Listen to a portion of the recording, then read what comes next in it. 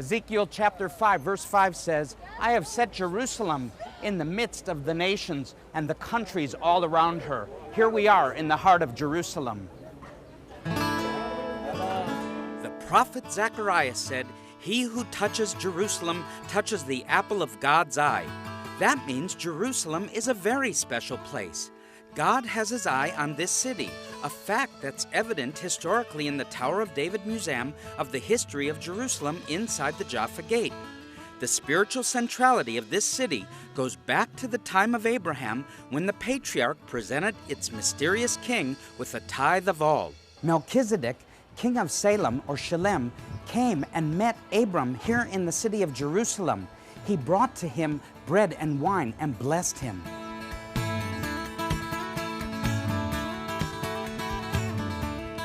Why did it get to be known as the Tower of David? I noticed that there's a minaret here, actually. People that come here come to the city of David, and they first come to Jaffa Gate and to the Tower of David. That's what happened almost 2,000 years ago when the first Christians came to Jerusalem. They came from the west, from Jaffa, from Europe. They came to the city which they knew was the city of David, and they saw remains of a tower, which is a tower that we stand nearby, and they named it the Tower of David. This is a diorama of the city of David. It was King David that made Jerusalem a religious and political center dating back over 3,000 years as the capital of the Jewish people and the nation of Israel. In a way, it's a place full of secret places. We are now in the herb garden, which is a place that you don't see when you enter the museum, but you have to go and walk through the courtyard and through the rooms and go in and out and reveal the secrets of Jerusalem. And Jerusalem history, it's like a history of secrets and stories and narratives. And I think in a way we captured this.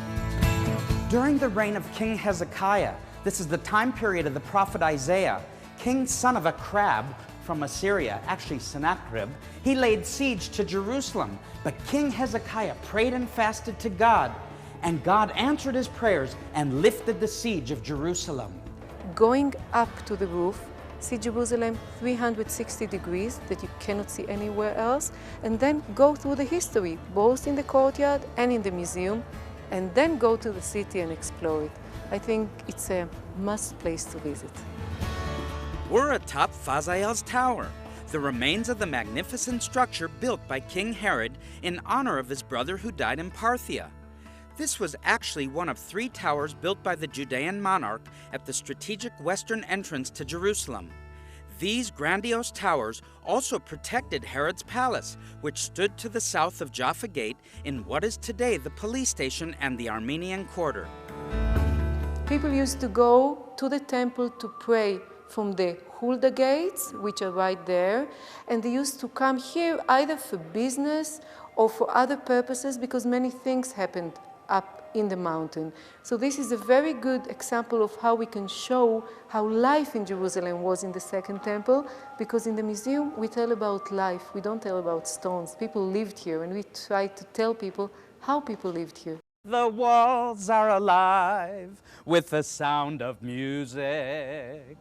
The walls of Jerusalem are just springing with life. I wonder if this is what the prophet Isaiah meant in chapter 62, where it says, I have set watchmen on your walls, O Jerusalem. They shall never hold their peace day or night. You who make mention of the Lord, do not keep silent, and give him no rest till he establishes, until he makes Jerusalem a praise in all the earth. Speaking of a praise in all the earth, let's join Batya and sing On Your Walls, O Jerusalem. On your walls, O Jerusalem, I have set watchmen, I have set watchmen.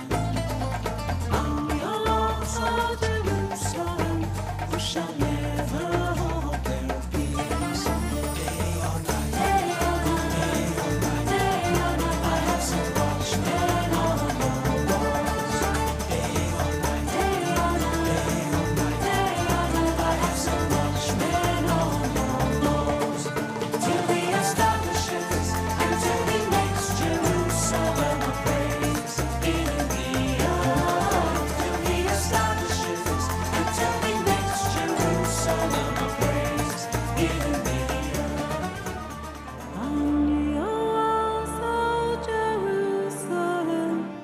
For your donation listed on the screen or more, we would love to send you our latest music DVD called Timeless Sounds, produced entirely in Israel. Save your people, Lord, and bless your inheritance.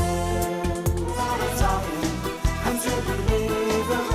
Lord of love, my King.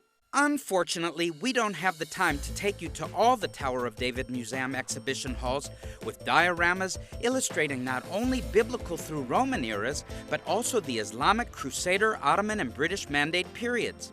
At least you have a taste of what to expect. And speaking of taste, let's go across the street from the museum for a coffee break at the Christchurch Cafe. We're sitting at Christchurch Cafe today, and I've heard in the Old City they have some of the best carrot cake in the Middle East. I think it's worth a try. Would you like a carrot cake? I would love a carrot cake. Okay. You're Majda? Yeah, Did you make this cake? I did. Wow, anything special about it? The whole thing is special, but I'm not telling you. It's a secret. Uh-oh, I want to taste it, please. Okay.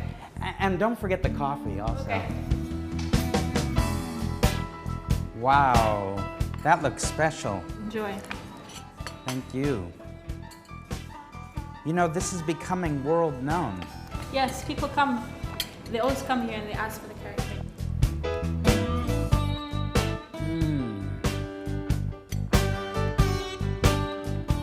Great for any diet. Natural carrot cake in the Old City of Jerusalem. You gotta come to Christchurch Cafe. Good to the last bite. Israeli youths pour into the Old City for Jerusalem Day, marking the reunification of the city in 1967. This event placed all of Jerusalem under Jewish control for the first time in 2,000 years. Several steps off the main street, we enter the domain of a master craftsman at Vic's Armenian Ceramic Art Studio. So here at Vic's place, we see everything to do on tiles with the word shalom and the dove of peace, even shalom ya'al. What are you working on here? This is actually, it's the Golden Gate. I mean, this is the most popular gate of the old city because the Jews and even newborn Christians, they believe Messiah is coming through this gate.